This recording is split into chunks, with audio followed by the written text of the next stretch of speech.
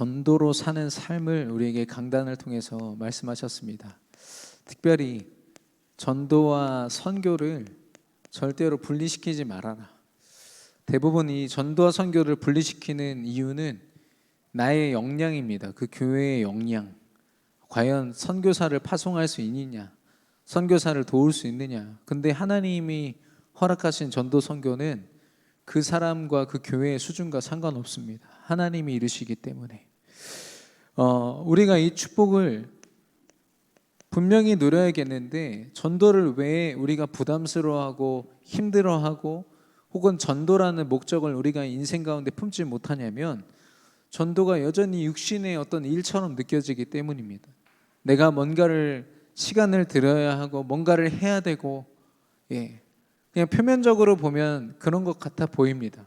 전도를 위하여 사실 많은 것들이 필요하거든요.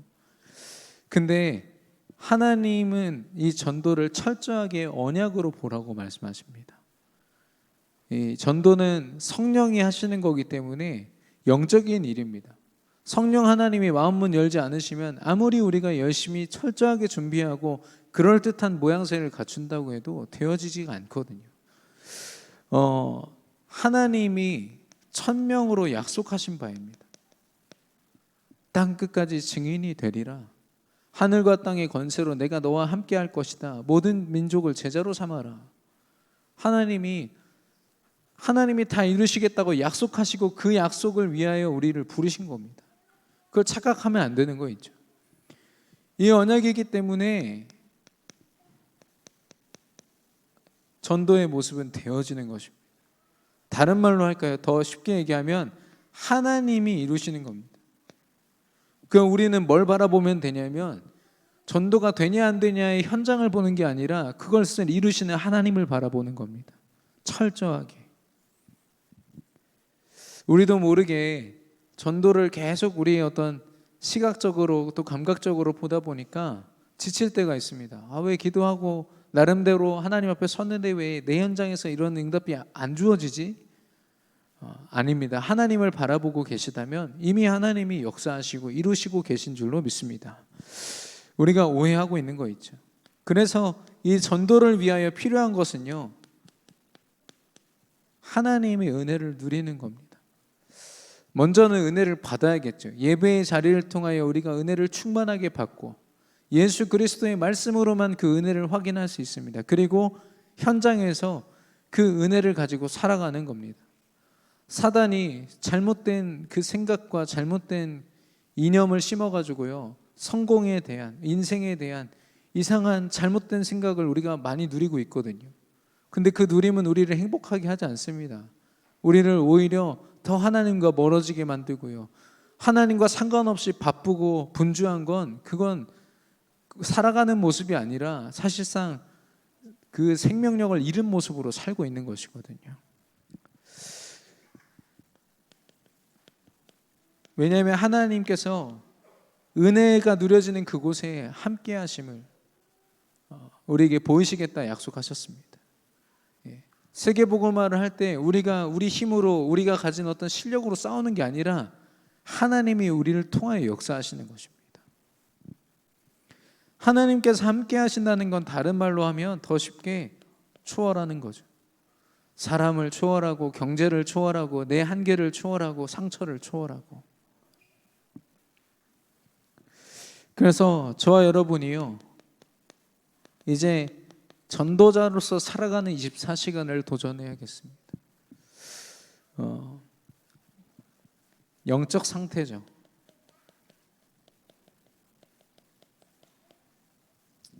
내가 무엇을 하느냐 이전에 내가 어떤 모습이냐를 확인하는 겁니다. 나 자신을 볼 때 하나님이 주신 1000명을 나의 소명으로 붙잡고 있는가? 전도가 아무리 선포되고 담임 목사님이 지교회를 세우고 다락방을 시작하라, 하나님의 음성으로 들려주셔도 나와 상관없이 들린다면 빨리 재편집을 해야 됩니다. 필요하다면 내 인생을 통편집을 해야 됩니다. 자녀들을 보고 또 내 가정을 보면서 미션홈의 그림이 없다, 자녀들을 통한 세계복음화가 그려지지 않는다, 미안하지만 그 모든 것들이 다시 편집되어야 될지도 모릅니다. 그런 말들을 가끔씩 하시거든요. 그냥 내 아들이, 내 딸이 그냥 굶지만 않고 살면 좋겠습니다. 이런 겸손의 표현이신지 잘 모르겠지만 그건 완전 불신앙입니다. 하나님이 우리 렘넌트들을 왜 부르셨는데요? 우리 가정과 여러분을 왜 이 자리에 세우셨는데요? 전도와 선교를 위해서. 이게 목적이 아니라면 아무리 돈이 많아서 편안한 삶을 산다 할지라도 하나님의 대열 속에 끼지 못한다, 쓰임받지 못한다. 그 무슨 가치가 있습니까? 실제 삶을 통해서 사명을 감당하는 겁니다. 꼭 전도라고 해서 전도지 챙겨 다니고 막 영적 상태 자체가요, 하나님의 목적을 위하여 드려진 거죠. 어제 화요 집회 때도 말씀하셨는데요, 이 복음의 절대 가치에는 전도 선교가 꼭 들어 있습니다. 복음의 가치를 정말 깨달았다, 전도 선교에 내 삶을 드리고 있을 겁니다. 그 절대 가치를 깨달으면 어떻게 되냐? 절대 조건이 된다고 했습니다. 말이 좀 어려운데요, 내가 복음을 가진 자요, 내가 이 완전한 언약을 붙잡고 있다, 그러면 내게 주어진 모든 상황은 하나님이 주신 조건이 되는 겁니다. 노예로 팔려갔든 감옥에 갔든 상관없죠. 이 감옥이 내가 세계복음할 수 있는 최적의 조건이구나, 이걸 깨닫게 하신다는 겁니다. 그래서 절대 목표를 향하여 달려간다. 이게 어제 1, 2, 3강 말씀이었거든요. 완전히 다른 삶을 이야기합니다. 좀 믿음으로 결단한 내 일부의 삶이 아니라 전부의 삶을 이야기하고 있거든요. 그러면 그 삶의 모습을 보면 막 뭘 많이 하고 막 대단한 걸 하는 게 아니라요, 예배의 자리에 조용하고 묵묵하고 그러나 힘있게 참여합니다. 그리고 삶의 24시간을 하나님 앞에 기도로 집중합니다. 바울이 어딜 가도 기도처를 찾고 예배처를 찾았던 것처럼 내 목적과 내 유익을 따라서 가기보다 하나님 앞에 드려진 삶을 사는 거죠. 강단 말씀 결론에서 경작하라고 말씀하셨습니다. 하나님이 에덴 동산에 있는 아담과 하와에게 말씀하신 거죠. 명하신 것인데 우리의 삶을 경작할 필요가 있습니다. 말씀드린 것처럼 사람들이 우리 교회를 굉장히 좋아하는 이유가 화장실, 특별히 여자 화장실에 칸이 너무 많다고 너무 행복해합니다. 집회를 할 때마다. 왜냐하면 우리는 처음 설계할 때부터 우리 교회에서 1000여 명 가까이 모여서 집회할 것을 생각했거든요. 설계하시는 분들이 그걸 생각했고, 그렇다면 그 수많은 인파를 감당할 화장실을 지어야 된다. 남자들은 이 순환이 빠르니까 작게 짓고 여자 화장실을 확충을 하자. 제가 거기 그 자리에 있었기 때문에 되게 그때 듣기만 해도 되게 감동이 됐습니다. 왜냐하면 가는 곳마다 화장실이 문제거든요. 근데 저희 교회 얼마나 좋아하는지 몰라요, 사람들이. 어떤 교회는 2칸씩 있거든요. 1000명 모이는 집회 하는 교회입니다. 얼마나 그것 때문에 여러 가지 갈등이 있는지. 그게 설계를 처음부터 하냐 마냐 안 하느냐의 문제인 거죠. 나중 가서 뭔가 뜯어 고친다는 건요, 처음부터 설계한 것과는 좀 다른 이야기입니다. 왜냐하면 너무 많은 것을 다시 뜯어 고쳐야 되거든요. 우리의 삶이요, 사실 경작되어 있지 않습니다. 전도와 선교를 위해서 많은 부분들이 내 유익과 나 중심으로 그냥 세상 방법으로 되어 있는 부분이 너무 많습니다. 그래서 다시 경작되어야 됩니다. 어떻게 경작되냐면 하나님의 열매를 맺는 시스템으로. 내가 전도를 하는 걸 넘어서 내 인생이 플랫폼이 되는 겁니다. 복음 필요한 사람들이 다 나에게 찾아올 수밖에 없는, 또 이 열매 시스템은요, 전도와 선교 시스템. 내 삶 전체가 이 열매를 맺고 전도와 선교에 쓰임받는 인생으로 경작한다. 이거는 전도를 한다 안 한다의 문제가 아니라 내 인생 자체가 전도에 뛰어드는 겁니다. 이번 한 주 강단의 말씀, 그 말씀의 언약을 따라서 전도 사는 삶, 전도자의 삶을 사는 저와 여러분 되기를 예수 그리스도 이름으로 축원합니다. 오늘 제목은요,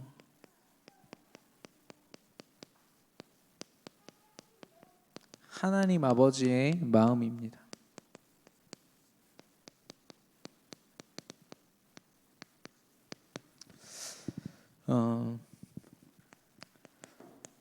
하나님은 우리가 속해 있는 현장의 탕자들을 보기를 원하십니다. 사실 인류 전체를 하나님이 만드셨거든요. 아담과 하와가 그 대표지 않습니까? 하나님의 형상대로 지어진 존재들입니다.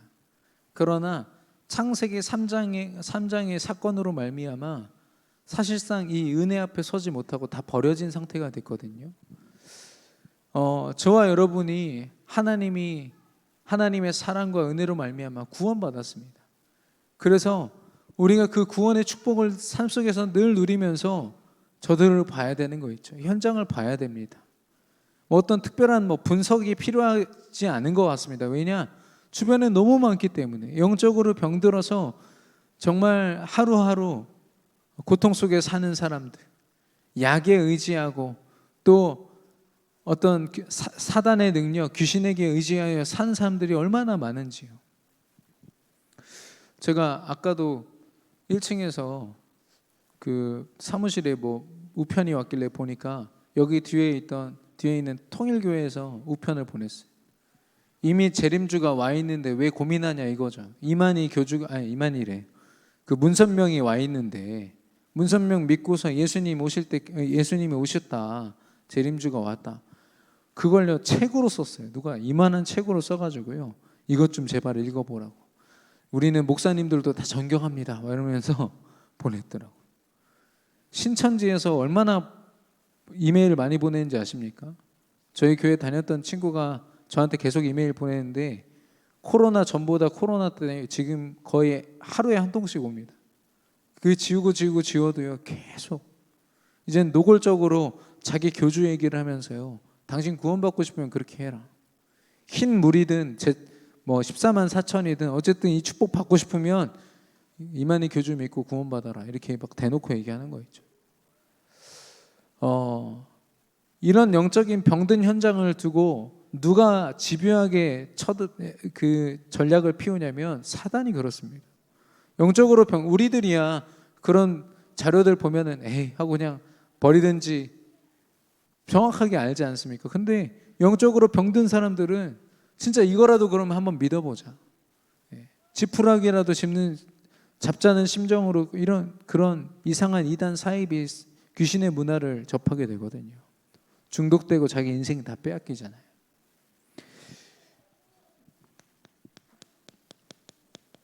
이들의 문제는 사단의 문제입니다. 창세기 3장 4절 5절. 가장 간교한 모습으로 나타나세요. 네가 하나님처럼 될 수 있다라고 속입니다. 사단은 변함없습니다. 매체를 다르게 하고 또 겉에 드러나는 모습과 그 시대의 기술을 동반하기 때문에 조금 다르게 보일 뿐이지 결국엔 뭐냐면 네 인생 네 거야. 하나님 의지하지 말고 네 멋대로 살아.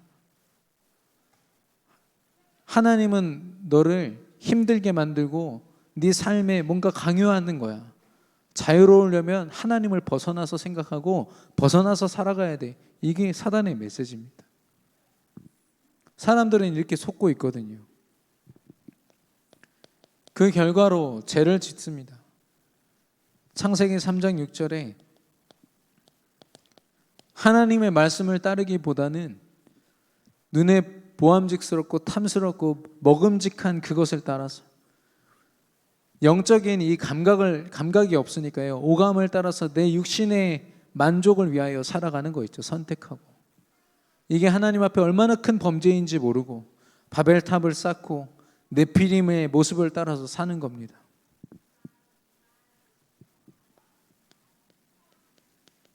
결국에는 하나님을 완전히 떠난 상태죠. 창세기 3장 24절. 생명의 근원이었던 에덴 동산에서 아담과 하와가 쫓겨나는 모습입니다. 하나님이 그곳에서는 어떤 수고와 노력을 하지 않아도 하나님이 주신 은혜를 그 누리는 것 자체가 에덴 동산의 컨셉이거든요. 인간이 할 것은 하나님이 주신 말씀, 선악과를 먹지 말라, 그 말씀만 기억하면 됐습니다. 근데 그런 하나님이 허락하신 생명의 땅을 떠나고 생명의 상태를 떠나서 완전히 죽은 상태가 된 거죠. 사람들이 굉장히 열심히 살아가지 않습니까? 주변에 있는 불신자들 보십시오. 누가 죽기 위해서 살고 불행을 위해서 삽니까? 행복하고 싶고 정말 최선을 다해서 삽니다. 어쩌면 우리보다도 수단 방법 안 가리고 열심히 살거든요. 근데 중요한 건 그 상태가 죽은 상태라, 영적으로.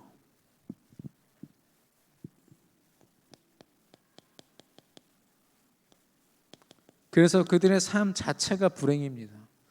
뭐 어떤 일을 만났다가 중요한 게 아니라 아무리 좋은 일이 있어도 그 인생이 사단의 사주팔자, 틀, 함정, 올무 속에 있는 불행의 그 모습이죠. 창세기 3장 16절에서 20절. 인간의 노력으로 일군 그 소산으로만 먹고 살 수 있는, 사주팔자 운명으로요, 최선을 다해서 열심히 사는데 에덴 동산에서 하나님이 주신 그 행복의 모습은 다 잃어버린 상태. 자칫 우리도 잘못 속으면 하나님 자녀임에도 불구하고 이런 모습으로 삽니다. 하루하루를요. 랩런트들도 공부를 하면서 공부가 너무 행복한 세계 복음화의 도구가 아니라 그냥 나를 드러낼 수 있는, 그리고 그런 나를 지킬 수 있는 어떤 자존심의 도구로 학업과 전문성이 쓰여진다면 얼마나 비참한 일입니까? 우리의 정체성은 하나님 자녀인데, 우리 산업인들의 정체성은 빛의 경제를 움직이는 자들인데,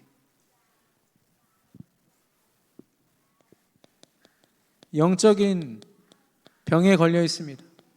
사단이 주인 되어 있죠. 그래서 그들이 어쨌든 이 불행을 벗어나기 위해서 최선을 다하지만 결국엔 그들이 만나는 건 우상 숭배밖에 없습니다. 뭔가 인생이 하나에 집중해야 됩니다. 귀신을 만나서 귀신 문화에 집중하든지, 아니면 무당처럼 완전히 귀신에게 자기 인생을 드린 자가 되든지, 아니면 귀신이 만든, 사단이 만든 이 학업이라는, 지식이라는 우상, 또 성공이라는 우상, 그거 따라서 완전 중독자로 살든지. 행복하지 않기 때문에 마음의 병을 갖게 되죠. 뭐 유튜브에서 여러분 많은 자료들 보시겠지만 그 수많은 이 성공자들이나 지금 우리가 보고 있는 대단한 영화 배우들, 이런 실력자들, 그런 사람들의 일생에 대해서 이렇게 짧게 나눈 그런 내용들이 있습니다. 뭐 복음으로 본 건 아니고요, 아주 객관적으로 그들이 어떤 인생을 살았는지 보면요, 완전히 이 속에 있어요. 지금 당장 눈에 보이는 건 대단한 차를 몰고 엄청난 집에 살지만요, 그 가정과 그 개인이요 완전히 무너져 있는 상태. 저도 몇몇 그런 영화 배우들은요, 저 사람이 나오면 꼭 봐야지, 엄청난 작품을 만들었어. 근데 가장 대단한 작품을 만들 때 그 사람이 제일 힘들 때, 영적으로. 그러니까 그 엄청난 영적인 문제를 가지고 그 작품을 만들었으니 그걸 보는 우리 후대들과 랩런트들은 어떻겠습니까?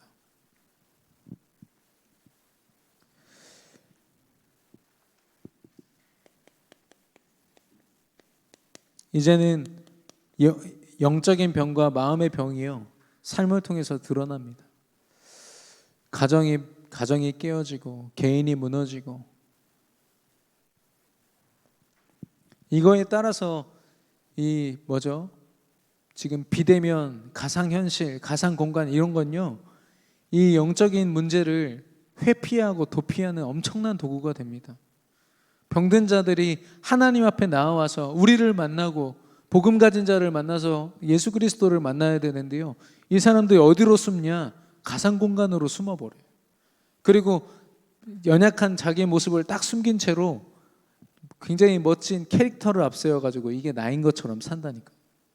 이중인격이죠. 이중인격으로. 얼마나 더 큰 문제들이 앞으로 야기가 될지.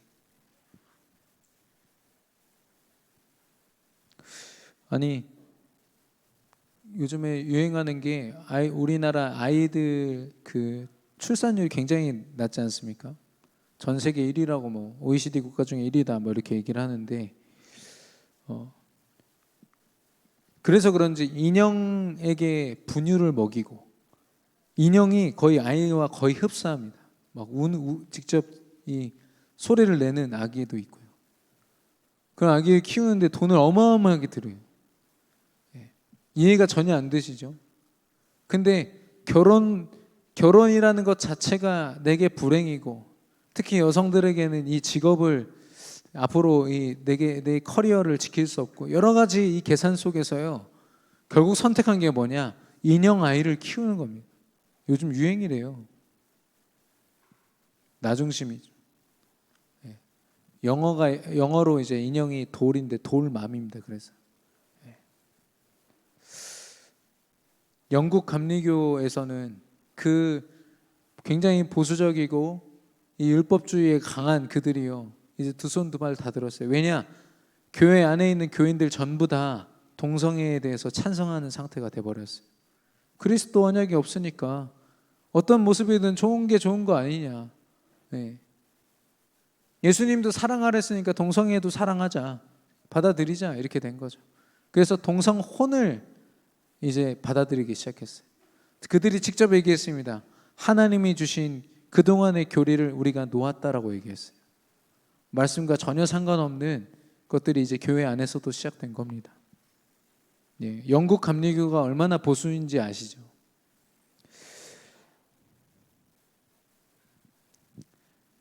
보면은 그런 내용들이 전부 다 보면 이 속에서 되어지는 것들.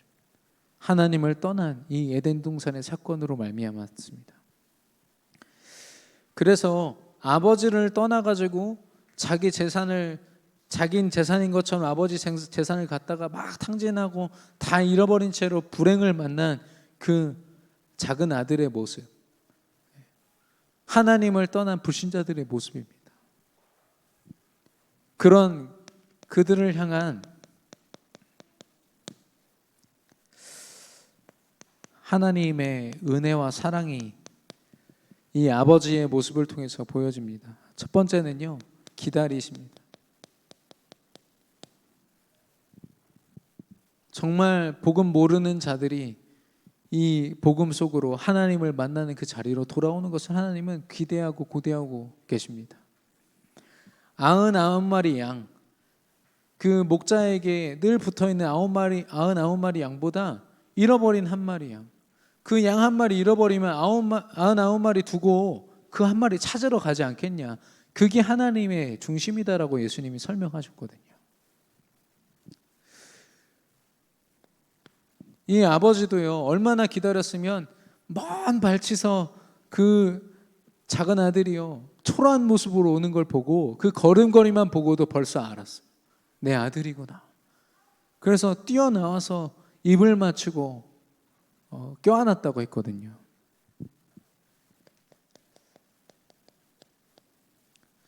사실 그 아들이 돌아왔을 때 아버지가 내치면 내칠 수 있습니다. 왜냐? 그만큼 죄를 지었기 때문에. 강요할 수 없습니다. 내가 아들인데 왜 이렇습니까? 아니요. 본인의 힘, 본인의 자유의지로 하나님을 떠났거든요. 사단을 선택했고. 그렇기 때문에 하나님의 사랑은요, 일방적입니다. 탕자는요, 자기 마음을 돌이킨 것밖에 없어요.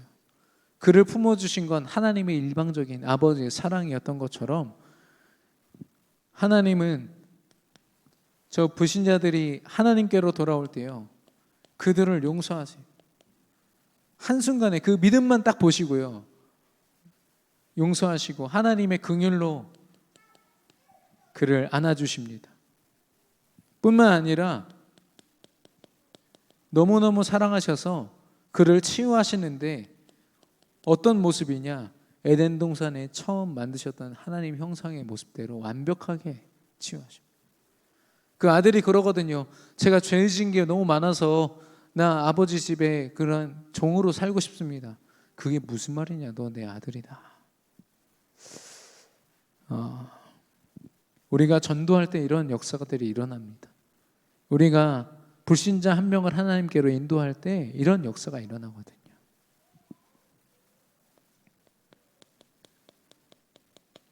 나의 아들이다.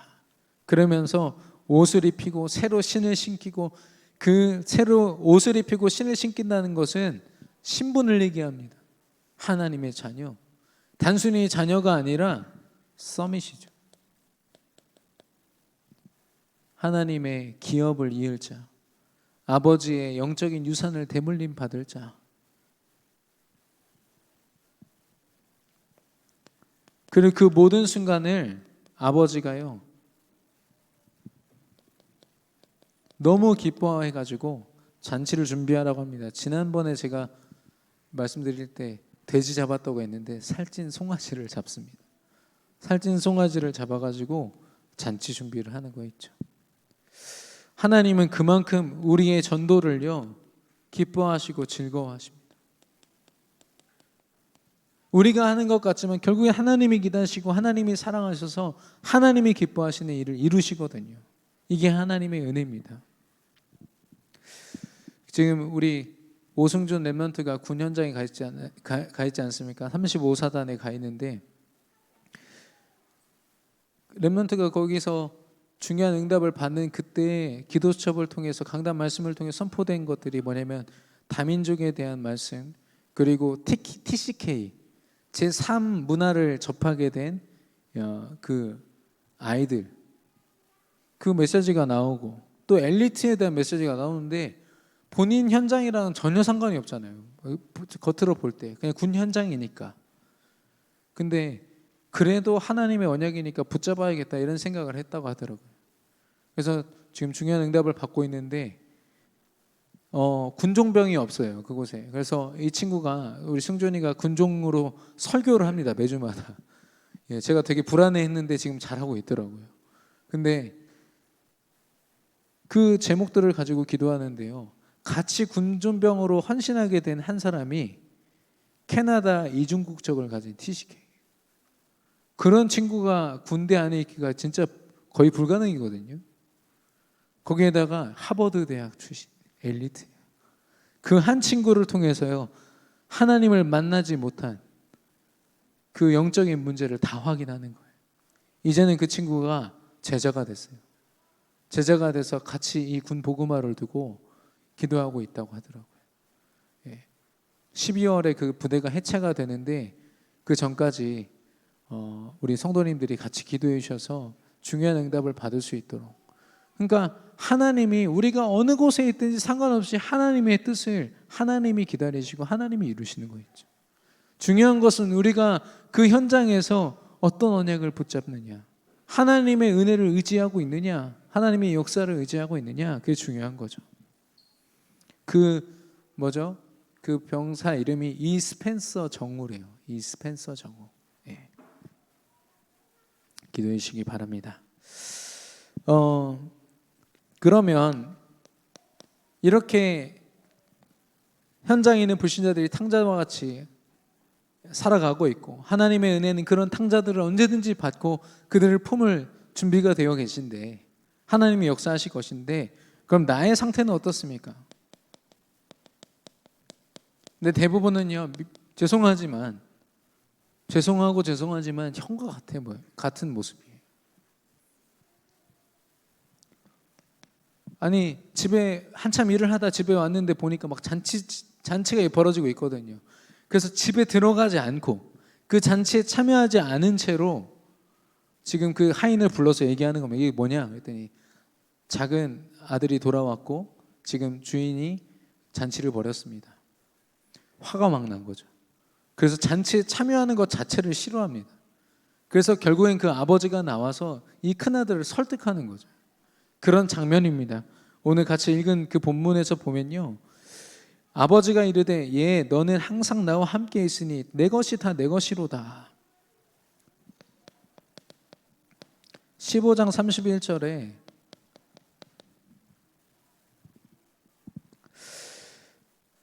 내가 너와 함께 있지 않냐? 하나님께서 저와 여러분과 함께 하시지 않습니까? 세계 복음화의 그 모든 것을 초월한 능력으로 하나님이 저와 여러분과 함께 하시지 않습니까?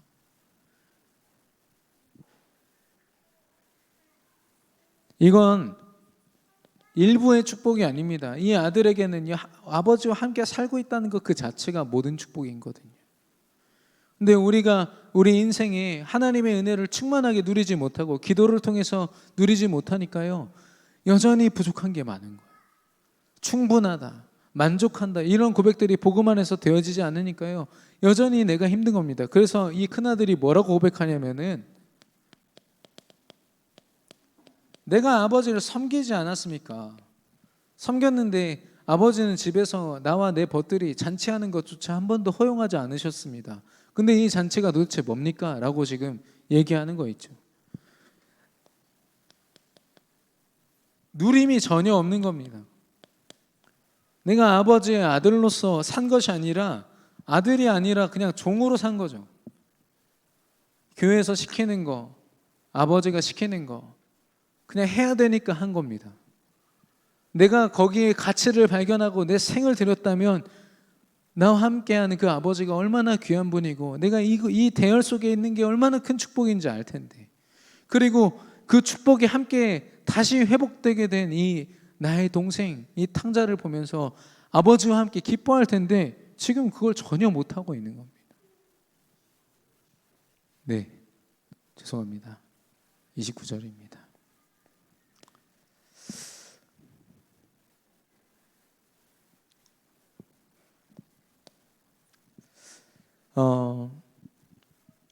그런 큰아들에게요, 이 아버지가 설득합니다. 15장 32절에 아니 죽었다 살아 돌아온 이 아들이 지금 내게 왔는데 기뻐하고 즐거워함이 마땅하지 않냐? 우리가 마땅하게 기뻐하고 즐거워해야 된다. 너도 그렇게 해야 된다라고 전달하고 있는 겁니다.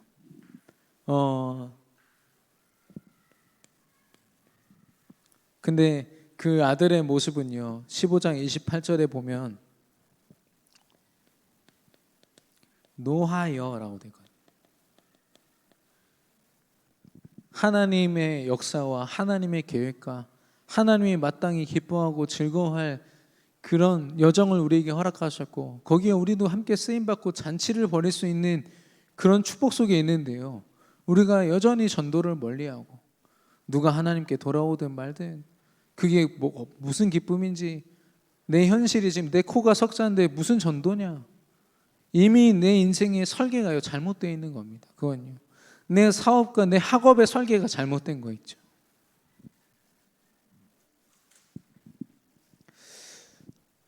그래서 이 아버지가 아들에게 한 말은요, 결국에는 치유받으라는 겁니다. 그 영적으로요, 병들어 있는 거 있죠. 하나님의 은혜 안에 있으면서도 은혜를 누리지 못하는 그 병을 치유받아야 된다 이야기하는 겁니다. 그렇지 않으면 계속 이 노한 그의 감정처럼 감정, 생각, 내 계산 앞세우면서 계속 살거든요. 그게 여러분도 혹시 경험해 보실지 모르겠지만 그 굉장히 힘든 겁니다. 교회 안에 있으면서, 복음 안에 있으면서 내 방법 내세우면서 산다는 게 얼마나 비참하고 힘든 건지 아십니까? 겉으로 볼 때는 굉장히 막 자존심 세 보이죠. 영적으로는요, 아무 힘도 없습니다. 그래서 교회 안에서 자기 주장하는 사람, 그 사람 너무 두려워할 필요 없어요. 하나님이 힘 주지 않으시거든요. 영향력을 오히려 없애버리십니다. 그 코로나 때문에 사람들이 집안에 하도 이렇게 짱 박혀 있다 보니까 거북목이 된 사람들이 많대요. 정형외과 찾는 사람들이 많다요. 왜냐? 잘못된 그 틀로 오랫동안 앉아 있고 오랫동안 생활하다 보니까 그렇게 딱 고착화된 거죠. 우리의 삶도 전도와 상관없이 있다 보니까요, 이 큰아들처럼 그렇게 고착화돼 버린 우리 삶의 모습이 있습니다. 오늘 한승현 전도사님이 지금 대전중앙교회 특강 가셨거든요. 어린이집, 협동 어린이집을 어떻게 열 것인가. 왜냐? 협동 어린이집을 거의 교회 관계자분들이 듣고 열려고 했더니요, 이 성도님들이 반대가 어마어마한 겁니다. 그래가지고 그 부분에 있어서 이게 얼마나 큰 축복인지를 전달하기 위해서 오늘 가셔서 지금 특강 중에 계시거든요. 예. 저와 여러분이 정말 이 하나님이 허락하신 이 시스템, 렘넌트를 키우고 하나님 주신 영적인 가치를 정말 깨닫고 계십니까? 예. 외부 사람들은 알고 있어요. 이게 얼마나 큰 축복인지. 그래서 데려다가 특강도 듣습니다. 근데 막상 이 속에 있는 우리가요, 비전 어린이집에 대해서 물론 그 안에 있는 여러 가지 상황들과 이런 부분들이 기도 속에서 고칠 것은 고쳐지고 해야겠지만, 예, 우리가 기도로 품지 못하고 그게 축복이라고 여기지 못한다면 우리는 진짜 중요한 걸 놓치고 있는 거죠. 큰아들이 자기 그동안 정말 아버지를 위해서 살았는데 나 다 손해보고 내가 뭡니까? 지금 이게 불평하지 않습니까?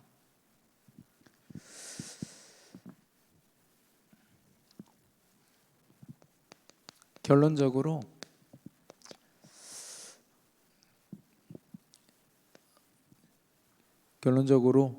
전도와 선교를 위해서 우리 경작하고 지킬 필요가 있습니다. 우리 인생을요. 우리 강단 원단의 말씀처럼 철저하게 우리는 복음화되어야 됩니다. 이 말은요, 내 모든 인생을 예배화하라는 겁니다. 예배가 아니면 복음의 말씀이 선포되지 않습니다. 그 인생 가운데요. 보좌화입니다. 하나님께서 주신 보좌의 능력을 내가 힘으로 누리려면 기도화되어야 됩니다. 24시간 내가 내 인생으로 하나님 앞에 기도의 자리에 나아가야 됩니다. 그건 육신적인 어떤 인본주의가 아닙니다. 하나님께 나아가는 것은 철저하게 성령의 인도하심과 하나님의 은혜거든요. 서밋합니다. 우리가 서밋으로 어떻게 서느냐? 우리의 모든 인생의 그런 계획과 실행과 모든 과정들이요, 전도를 위해서 되어지는 겁니다. 그러면 분명히 그 사람은 서밋의 자리에 서게 됩니다. 중요한 건 우리가 출신이 대단하고 내가 가진 어떤 것이 대단하기 때문에 되는 게 아닙니다. 감옥에 노예로 팔려갔던 요셉, 또 죄인의 누명을 쓰고 사자굴에 들어갔던, 풀무불에 들어갔던 다니엘과 세 친구, 그 사람들을 통해서 하나님이 그 역사를 이루셨거든요. 어떠한 상황에서도 불신앙하지 않고 하나님 바라보고 자신의 인생을 경작한 겁니다. 어느 정도냐? 하나님이 나 죽이시면 죽어야지, 이렇게 생각한 거죠. 언제까지 하면 되냐면 이 고민을 해보시기 바랍니다. 나의 땅끝은 어딘가? 나는 언제까지 이 여정을 걸어가야 되냐? 중요한 건 아마도 저와 여러분이 죽을 때까지는 계속 아마 전도해야 될 것 같습니다. 우리 후대들이 세워질 때까지. 나의 땅끝을 생각하면 우리 인생을요, 통편집해야 됩니다. 화장실 없이 설계했다가 나중에 화장실 만들려면 그거 정말 까다롭거든요. 마찬가지로 여러분 인생을 다시 통편집하시기 바랍니다. 여러분의 사업과 학업과 모든 미래가, 후대가 이 속에서 다시 편집되어야 되겠고요, 재설계되고 재디자인되어야 됩니다. 세밀하게 한 부분 한 부분이요, 우리가 편집되고 설계되고 디자인되어야겠는데, 결국에는 우리 인생을 바꾸란 말입니다. 전도와 선교를 위해서 육신적으로 뭔가를 할 수 있는 상태가 아니라 전도의 축복을 받을 수밖에 없는 영적 상태로, 예배와 기도의 자리로 나아오라는 거죠. 저희 어제 어떤 우리 전도사님이랑 통화했습니다. 저랑 되게 친한 전도사님인데, 뭐 그냥 얘기하겠습니다. 우리 그 대전 언약교회 목사님 아들 유창록 전도사거든요. 근데 이 친구의 그 대학을 저랑 충남대학교 같이 다녔으니까 제가 늘 들었던 게 뭐냐면, 자기는 경제 축복 꼭 받을 거다. 빛의 경제 축복 받아서 그런 중직자로 교회를 위해서, 전도자를 위해서 자기가 살 거다. 그렇게 얘기를 하는 거예요. 그래서 그런가 보다 생각을 했죠. 굉장히 구체적으로 엘리트입니다. 대학교 내내 4년 동안 장학금 받으면서 그것도 외부 장학금도 받아서 이렇게 부모님 용돈까지 드릴 정도로 굉장한 엘리트거든요. 근데 그런 계획을 가지고 있었는데 졸업을 하고 잠깐 그 시간 동안 자기 아버지 목사님과 대화를 한 겁니다. 근데 그때 그 아버지 목사님 뭐라고 했냐면, 너가 중직자가 되고 싶은 그 목적이 만약에 우리 교회와 우리 가정이 좀 경제적으로 힘든 것 때문에 되어진 어떤 상처로 말미암은 것이면 다시 생각해보라. 그리고 하나님의 전도자로 살아보니까 너무 행복하다, 이런 얘기를 하셨다는 거예요. 그 자리에서 이 친구의 꿈이 바뀌었습니다. 완전히 재설계된 거죠. 그래서 RTS를 입학을 하고 지금은 전도자로 지금 다민족 교회 섬기고 있거든요. 그 얘기를 어제 잠깐 나눴는데 진짜 다행이라고. 자기가 그 상처로 말미암은 그 자신의 꿈대로 살았으면 이 축복 못 누렸을 텐데 하나님이 정확하게 인도하셨다고. 저도 그랬습니다. 야, 너 같은 엘리트가 만약에 그런 상처로 말미암은 그런 중직자가 되어 있다면 물론 그것도 나름대로 응답을 받겠지만 얼마나 네가 후회 속에 있겠냐. 하나님이 정확하게 인도하신 것 같다. 굉장히 감사를 포럼하는 시간이었습니다. 어쩌면 우리가 지금 걷고 있는 여정이요, 잘못된 여정일 수도 있습니다. 예. 아무리 합리적이고 세상이 볼 때 괜찮다 얘기해도 하나님 보실 때 안 괜찮으면 그거 고쳐야 되거든요. 저와 여러분이 이번 주에 전도로 사는 삶, 뭐 일주일만 사는 게 아니라 내 일생을 두고 하나님의 전도를 위하여 이 탕자의 형처럼 쓸데없는 생각하지 말고 전도를 위해서 우리의 생을 드릴 수 있게 되기를 예수 그리스도의 이름으로 축원합니다. 우리 주신 말씀 붙잡고 합심으로 기도하겠습니다.